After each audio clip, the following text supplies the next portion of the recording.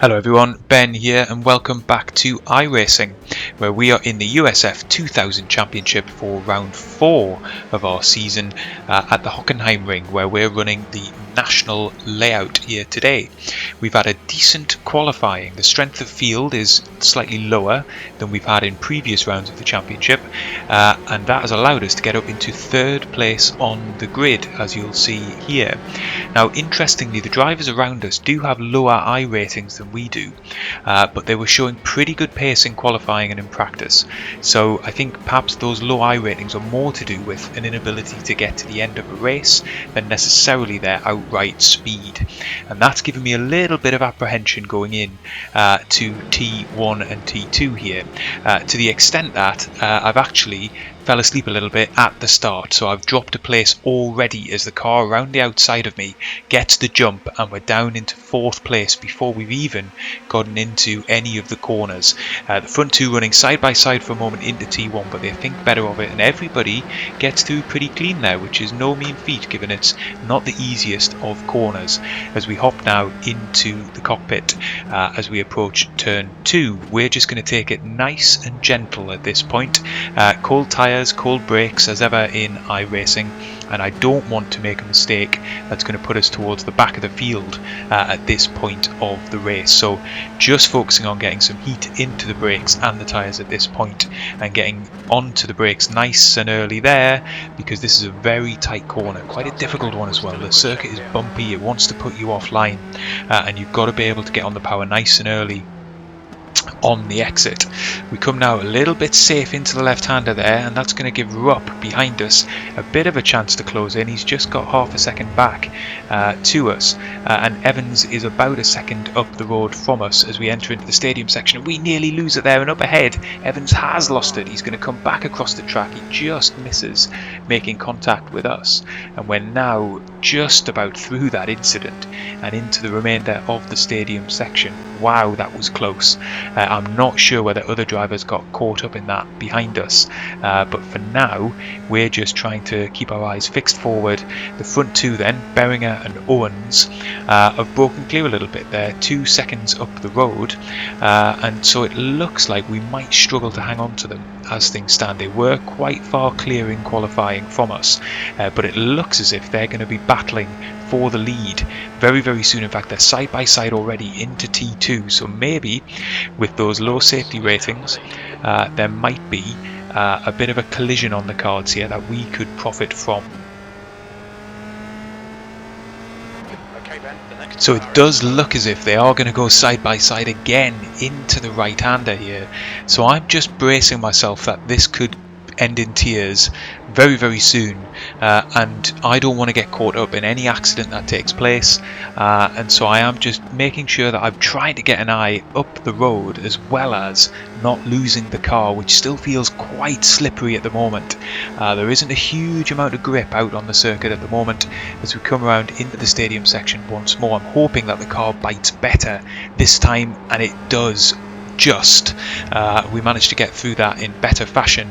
The two cars up ahead are side by side, Owens and Beringer. It looks like Owens has just nipped in front, has he?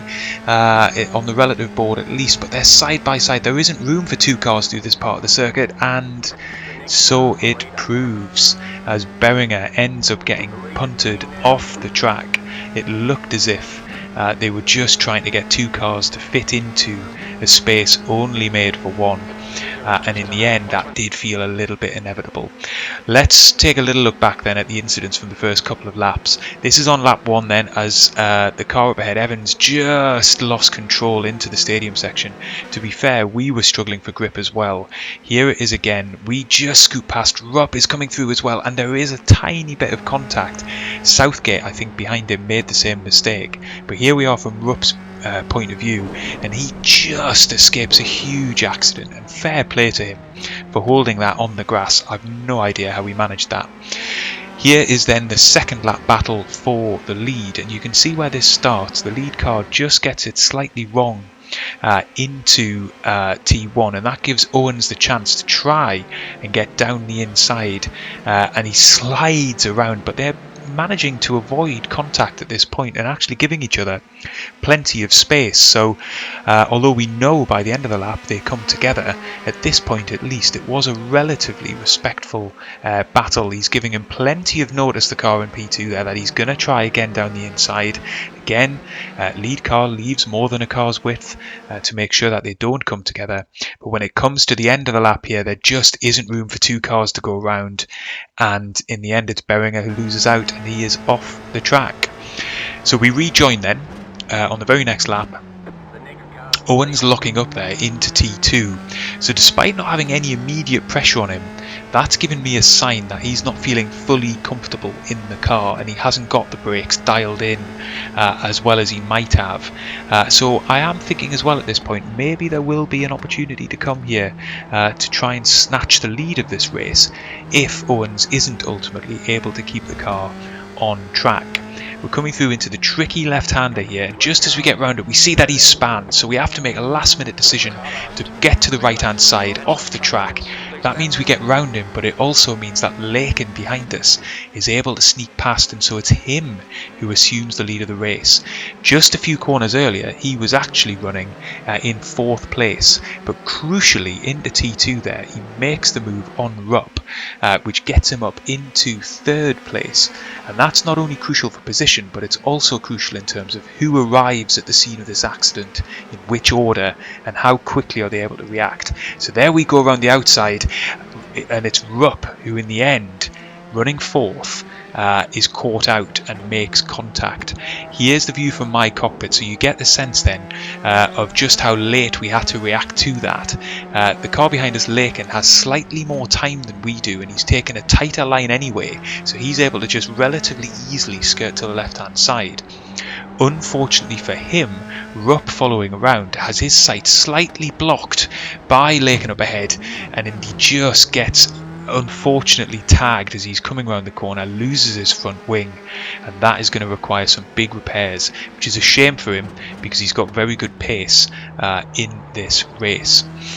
We resume the live action then. What a first third of this race we've had. We're running in 2nd place somehow without damage, and William Lakin has overtaken us into the lead of the race.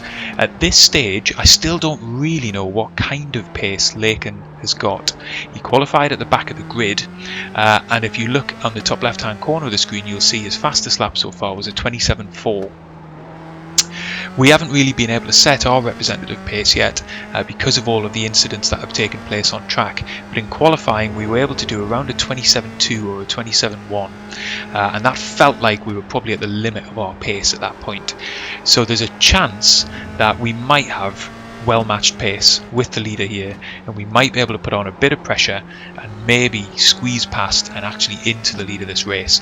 Certainly my eyes are looking forward because we've got a decent gap back to 3rd place now. De Ruyter is about 5.5 seconds back from us, so if I'm able to keep it neat and tidy here, just to slowly start applying some pressure, the gap is only a second up to 1st place. So I'm now thinking maybe we've got a chance actually of mounting a challenge for victory here.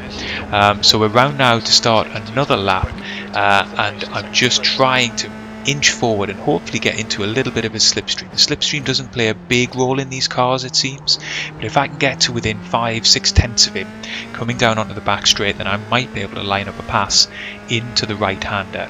We're not going to be quite close enough this time around, but nevertheless as long as I'm able to keep close to him, get our braking right into this right hander and get a decent exit out, there might be some chances into the tricky stadium section for me to capitalise on. Unfortunately, it seems like he actually got a better exit than we did from that corner, and I'm still feeling like the car is slightly skittish on the tyres here. I haven't managed to get the temperatures up quite yet, it seems, and he's quicker than us all the way through that section, so the gap has grown by a few tenths. The car is beginning at least to bite into the stadium section better now, so I was able to take that much more quickly and up into 5th gear here as we brake down into the left-hander, just about hold to the racing line.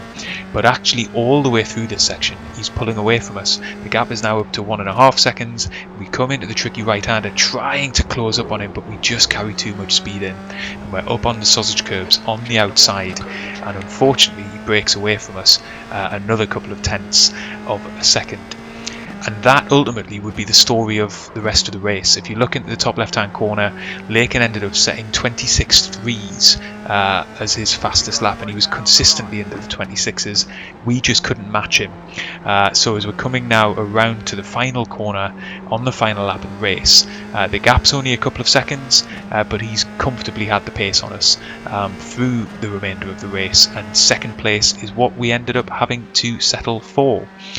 It could have been a little bit different. This is the final set of corners on the lap. Lakin has got about a 4-second gap to us here, but he loses it 2 corners from home. If we'd been able to be just slightly closer to him, then we might have had a chance of making a move into the very, very final corner. But honestly, he was the worthy winner here today. He had the most pace between the two of us, certainly the most consistent pace, and I'm pretty happy with second place. It's promoted us to 54th in the championship on 216 points. Remember, of course, the championship final standings will be determined by your quickest 8 rounds. So these standings will close up a little bit because those at the top of the tree at the moment have ran more rounds of this championship than we have. So there's still more places to gain as we enter into rounds 5, 6, 7 and 8.